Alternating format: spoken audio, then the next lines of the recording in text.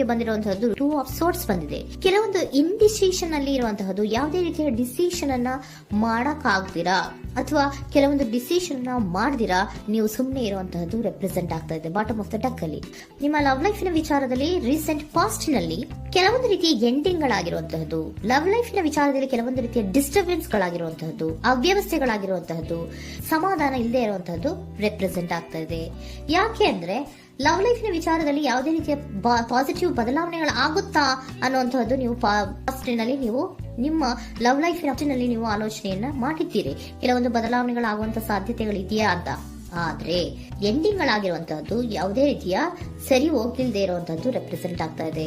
ತುಂಬಾ ಆಲೋಚನೆಯನ್ನ ಮಾಡಿರುವಂತಹದ್ದು ನಿಮ್ಮ ಲವ್ ಲೈಫಿನ ವಿಚಾರವಾಗಿ ನಿದ್ರಾಹೀನತೆಗಳಾಗಿದೆ.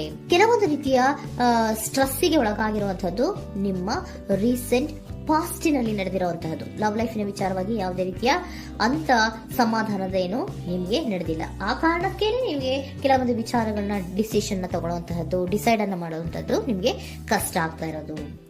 ನೀವು ಪ್ರೆಸೆಂಟ್ ಸಿಚುಯೇಷನ್ ಅಲ್ಲಿ ಬರುವಂತಹ ಆಫರ್ಗಳನ್ನ ನೀವು ಏನ್ ಮಾಡ್ತಾ ಇದ್ದೀರಾ ಅಂದ್ರೆ ರಿಜೆಕ್ಟ್ ಮಾಡ್ತಾ ಇದ್ದೀರಾ ಅಥವಾ ಮಿಸ್ ಮಾಡ್ಕೋತಾ ಇದ್ದೀರಾ. ಕೆಲವೊಂದು ಆಪರ್ಚುನಿಟೀಸ್ ಗಳು ಬಂದ್ರೂ ಕೂಡ ಅದರ ಬಗ್ಗೆ ನೀವು ಕರೆಕ್ಟ್ ಆಗಿ ಗಮನವನ್ನ ಕೊಡ್ತಾ ಇಲ್ಲ. ಯಾಕೆ ಕೊಡ್ತಾ ಇಲ್ಲ? ನಿಮ್ಗೆ ಗೊತ್ತಾಗ್ತಿಲ್ಲ ಏನ್ ಮಾಡ್ಬೇಕು. ಅದಕ್ಕೋಸ್ಕರ ನೀವ್ ಏನ್ ಮಾಡ್ತಿದ್ದೀರಾ, ಎಂಡಿಂಗ್ ಆದಂತಹ ಆಫರ್ಗಳಿರ್ಬೋದು ಅಥವಾ ಬೇರೆ ಯಾವುದೇ ಆಫರ್ಗಳಿರ್ಬೋದು ಬಂದ್ರೆ ಅದನ್ನ ನೀವು ಗಮನನೇ ಕೊಡದೇ ಇರುವಂತಹದ್ದು. ಯಾವುದೋ ಕೆಲವು ವಿಚಾರ ನಿಮ್ಮ ಲವ್ ಲೈಫಿನ ವಿಚಾರವಾಗಿ ಕೆಲವೊಂದು ರೀತಿಯ ಮತ್ತಷ್ಟು ಮುಟ್ಟೋದು ಅಂದ್ರೆ ರಿವ್ಯಾಲ್ಯೂಯೇಷನ್ ಅನ್ನ ಮಾಡ್ತಾ ಇರುವಂತಹದ್ದು ಪ್ರೆಸೆಂಟ್ ಆಗ್ತಾ ಇದೆ. ಪ್ರೆಸೆಂಟ್ ಅಲ್ಲಿ ನಾನು ಯಾವುದೇ ಆಫರ್ ಅನ್ನ ತಗೊಳ್ಳುವಂತ ಸ್ಥಿತಿಯಲ್ಲಿ ಇಲ್ಲ ಅನ್ನುವಂತ ರೀತಿಯಲ್ಲಿ ನೀವು ಆಫರ್ಗಳನ್ನ ಮಿಸ್ ಮಾಡ್ಕೊಳ್ಳುವಂತಹದ್ದು ಅಥವಾ ರಿಜೆಕ್ಟ್ ಮಾಡುವಂತಹದ್ದು ರೆಪ್ರೆಸೆಂಟ್ ಆಗ್ತಾ ಇದೆ. ನೆಕ್ಸ್ಟ್ ಕಾರ್ಡ್ ಬಂದಿರುವಂತಹದ್ದೇನು, ಪ್ರೆಸೆಂಟ್ ನಲ್ಲಿ ಪೇಜ್ ಆಫ್ ಸೋರ್ಟ್ಸ್ ಬಂದಿದೆ. ಯಾವುದೋ ಒಂದು ನಿಮ್ಮ ಲವ್ ಲೈಫ್ ನ ವಿಚಾರವಾಗಿ ಬಹಳಷ್ಟು ಕ್ಯೂರಿಯಾಸಿಟಿಯಿಂದ ಏನೋ ವಿಚಾರವನ್ನ ತಿಳ್ಕೊತಾ ಇದ್ದೀರಾ, ಬಹಳಷ್ಟು ಕ್ಯೂರಿಯಾಸಿಟಿಯಿಂದ ತಿಳ್ಕೊತಾ ಇದ್ದೀರಾ ಏನಾಗ್ತಾ ಇದೆ, ಹೇಗಾಗ್ತಾ ಇದೆ ಅಂತ. ತುಂಬಾನೇ ನೀವು ಕೆಲವೊಬ್ರು ಲವ್ ಲೈಫ್ ನ ವಿಚಾರದಲ್ಲಿ ತುಂಬಾನೇ ಮಾತು ಕೂಡ ಆಡ್ತಾ ಇರುವಂತಹದ್ದು ರೆಪ್ರೆಸೆಂಟ್ ಆಗ್ತಾ ಇದೆ. ಏನಾಗ್ತಾ ಇದೆ, ಹೇಗಾಗ್ತಾ ಇದೆ, ಈ ಗಲಿಬಿಲಿಗಳು, ಡಿಸ್ಟ್ರಾಕ್ಷನ್ಸ್ ಗಳು ಅಥವಾ ಡಿಸಿಷನ್ಸ್ ನ ಮಾಡಕ್ಕಾಗದೆ ಏನಕ್ಕೆ ಒದ್ದಾಡ್ತಿದೀವಿ ಅನ್ನೋದ್ರ ಬಗ್ಗೆ ಕೂಡ ನೀವು ಕೆಲವೊಂದು ರೀತಿಯ ಮಾತಾಡ್ತಾ ಇರುವಂತಹದ್ದು ರೆಪ್ರೆಸೆಂಟ್ ಆಗ್ತಾ ಇದೆ. ಯಾವಾಗ ಕೆಲವೊಂದು ವಿಚಾರಗಳಲ್ಲಿ ನೀವು ಮಾತಾಡಿ ಕ್ಲಿಯರ್ ಅನ್ನ ಮಾಡ್ಕೊಂತೀರೋ ಆಗ ನೀವು ಕೆಲವೊಂದು ರೀತಿಯ ಆಕ್ಷನ್ಸ್ ಗಳನ್ನ ತಗೋಬೇಕು ಅನ್ನೋಂಥ ನಿರ್ಧಾರವನ್ನ ಮಾಡಿರುವಂತದ್ದು. ಆಫರ್ಗಳು ಬಂದ್ರೂ ಕೂಡ ರೆಫ್ಯೂಸ್ ಮಾಡ್ತೀರಾ. ಆದ್ರೆ ಏನೀಗ ಹಿಂದೆ ಪಾಸ್ಟಿನಲ್ಲಿ ನಡೆದಿತ್ತೋ ಅದು ಯಾಕಾಯ್ತು, ಏನಕ್ಕೆ ಹಂಗಾಯ್ತು ಅನ್ನೋದ್ರ ಬಗ್ಗೆ ಕೂಡ ನೀವು ಮಾತಾಡುವಂತ ಸಾಧ್ಯತೆಗಳು ರೆಪ್ರೆಸೆಂಟ್ ಆಗ್ತಾ ಇದೆ ಪ್ರೆಸೆಂಟಿನಲ್ಲಿ. ಆಮೇಲೆ ನೀವು ಮಾತಾಡಿದ್ಮೇಲೆ ಕೆಲವೊಂದು ರೀತಿಯ ನಿರ್ಧಾರಗಳನ್ನ ಮಾಡುವಂತಹದ್ದು. ನೈಟ್ ಆಫ್ ವ್ಯಾಂಡ್ಸ್ ಬಂದಿದೆ. ಸೊ ಆವಾಗ ನೀವು ನಿಮ್ಮ ಕೆಲವೊಂದು ವಿಚಾರಗಳಲ್ಲಿ ಕ್ಲಾರಿಟಿಗೆ ಬಂದ್ಮೇಲೆ ನಿಮ್ಮ ಲವ್ ಲೈಫಿನ ವಿಚಾರದಲ್ಲಿ ಕೆಲವೊಂದು ಆಕ್ಷನ್ ಗಳನ್ನ ತಗೊಳ್ಳುವಂತಹದ್ದು ರೆಪ್ರೆಸೆಂಟ್ ಆಗ್ತಾ ಇದೆ. ಹಾಗೆ ಏನ್ ಆಕ್ಷನ್ಸ್ ಗಳನ್ನ ತಗೋತೀರಾ?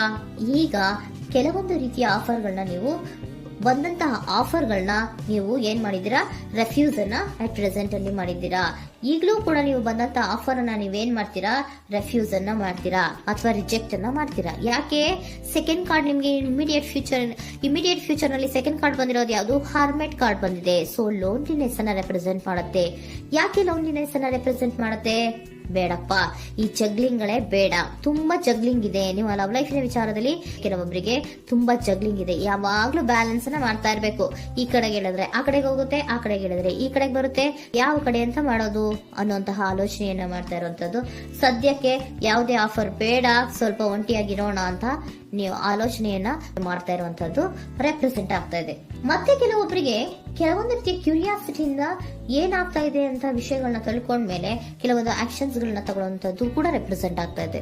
ಯಾವುದೇ ರೀತಿಯ ಭಯ ಇಲ್ಲದೆ ವಿಷಯಗಳನ್ನ ತಿಳ್ಕೊಂಡು ನೀವು ಆಫರ್ಗಳನ್ನ ಅಟ್ ಪ್ರೆಸೆಂಟ್ ಅಲ್ಲಿ ರೆಫ್ಯೂಸ್ ಮಾಡೋ ಸಾಧ್ಯತೆಗಳು ಕೂಡ ಕೆಲವೊಬ್ಬರಿಗೆ ರೆಪ್ರೆಸೆಂಟ್ ಆಗ್ತದೆ. ಯಾಕೆ ಆಫರ್ಗಳನ್ನ ರೆಫ್ಯೂಸ್ ಮಾಡ್ತೀರಾ? ನಿಮ್ಮ ಲವ್ ಲೈಫ್ ನ ವಿಚಾರದಲ್ಲಿ ಬರೀ ಜಗ್ಲಿಂಗ್, ತುಂಬಾ ಬ್ಯಾಲೆನ್ಸ್ ಅನ್ನ ಮಾಡ್ಬೇಕು.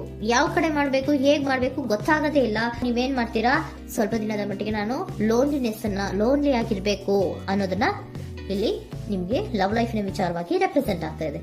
ಈ ಎಲ್ಲಾ ಕನ್ಫ್ಯೂಷನ್ಸ್ ಇರೋದ್ರಿಂದಲೇ ನಿಮ್ಗೆ ಬಾಟಮ್ ಆಫ್ ದ ಡಕ್ ಬಂದಿರೋಂತದ್ದು 2 ಆಫ್ ಸೋರ್ಟ್ಸ್ ಬಂದಿರೋಂತದ್ದು. ಸೊ ಇಂಡಿಸಿಷನ್ ಆಗ್ತಾರಂತ ಏನ್ ಮಾಡ್ಬೇಕು ಗೊತ್ತಾಗಲ್ಲ. ಅದಕ್ಕೇನೆ ನೀವು ಇಲ್ಲಿ ಕುತ್ಕೊಂಡ್ಬಿಟ್ಟಿದ್ದೀರಾ, ನನ್ನ ಲವ್ ಲೈಫ್ ನ ವಿಚಾರವಾಗಿ ಯಾವ ನಿರ್ಧಾರವನ್ನ ಮಾಡ್ಬೇಕು ಅನ್ನುವಂತಹ ಆಲೋಚನೆಯನ್ನ ಮಾಡ್ತಾ ಇರುವಂತದ್ದು, ಹಾಗೇನೆ ಮಾಡುವಂತದ್ದು ನಿಮ್ಗೆ ರೆಪ್ರೆಸೆಂಟ್ ಆಗ್ತಾ ಇರೋದು. ಕೆಲವೊಬ್ರು ರೆಫ್ಯೂಸ್ ಅನ್ನ ಮಾಡಿ ಮುಂದೆ ಹೋಗುವಂತ ಸಾಧ್ಯತೆಗಳು ಇರುವಂತಹದ್ದು. ಮತ್ತೆ ಕೆಲವೊಬ್ರು ಆಫರ್ಗಳನ್ನು ಬರುವಂತದನ್ನ ಬ್ಯಾಲೆನ್ಸ್ ಅನ್ನ ಮಾಡಬೇಕು, ಜಗ್ಲಿಂಗ್ ಅನ್ನ ಮಾಡಬೇಕು, ಸಾಧ್ಯದ ಮಟ್ಟಿಗೆ ಒಂಟಿಯಾಗಿ ಇರೋಣ ಅಂತ ಆಲೋಚನೆಯನ್ನ ಮಾಡ್ತಾ ಇರುವಂತದ್ದು ರೆಪ್ರೆಸೆಂಟ್ ಆಗ್ತಾ ಇದೆ. ನಿಮಗೆ ಏಂಜಲ್ ಗೈಡೆನ್ಸ್ ಏನ್ ಕೊಡ್ತಾ ಇದ್ದಾರೆ, ಡೋಂಟ್ ಸ್ಟಾಪ್. ಇಲ್ಲಿ ಡೋಂಟ್ ಸ್ಟಾಪ್ ಇನ ಅರ್ಥ ಏನಪ್ಪಾ ಅಂದ್ರೆ, ಯಾವ ಕೆಲವು ವಿಚಾರಗಳ ಬಗ್ಗೆ ಕ್ಲಾರಿಟಿ ಬೇಕು ನಿಮ್ಗೆ, ಯಾವ ವಿಚಾರಗಳಲ್ಲಿ ನೀವು ಕನ್ಫ್ಯೂಷನ್ಸ್ ಅಲ್ಲಿ ಒದ್ದಾಡ್ತಾ ಇದ್ದೀರಾ, ಏನ್ ಕ್ಲಾರಿಟಿ ಬೇಕೋ ಅದನ್ನ ಧೈರ್ಯವಾಗಿ ಮುಂದೆ ಬಂದು ಅದನ್ನ ಕ್ಲಾರಿಟಿಯನ್ನ ತಗೊಂಡು ಮುಂದೆ ಹೋಗು, ಅಲ್ಲೇ ನಿಲ್ಸ್ಕೋಬೇಡ ಅನ್ನುವಂಥದ್ದನ್ನ ನಿಮ್ಗೆ ಹೇಳ್ತಾ ಇದ್ದಾರೆ. ಯಾವ ವಿಚಾರವನ್ನ ನೀವು ಲವ್ ಲೈಫ್ ನ ವಿಚಾರದಲ್ಲಿ ಏನ್ ಈ ಜಗ್ಲಿಂಗ್ಗಳು ಅಥವಾ ಈ ಬ್ಯಾಲೆನ್ಸ್ ಗಳನ್ನ ಮಾಡ್ಕೊಂಡು ಅಥವಾ ಎಳ್ದಾಟಗಳನ್ನ ಮಾಡ್ಕೊಂಡಿದ್ದೀರೋ ಅಲ್ಲಿಗೆ ಕ್ಲಾರಿಟಿಯನ್ನ ತಗೊಳ್ಳಿ, ಧೈರ್ಯವಾಗಿ ಕ್ಲಾರಿಟಿಯನ್ನ ತಗೊಂಡು ನೀವು ಮುಂದೆ ಆಕ್ಷನ್ಸ್ ಅನ್ನ ತಗೊಳ್ಳುವಂತದ್ದು ರೆಪ್ರೆಸೆಂಟ್ ಆಗ್ತಾ ಇದೆ.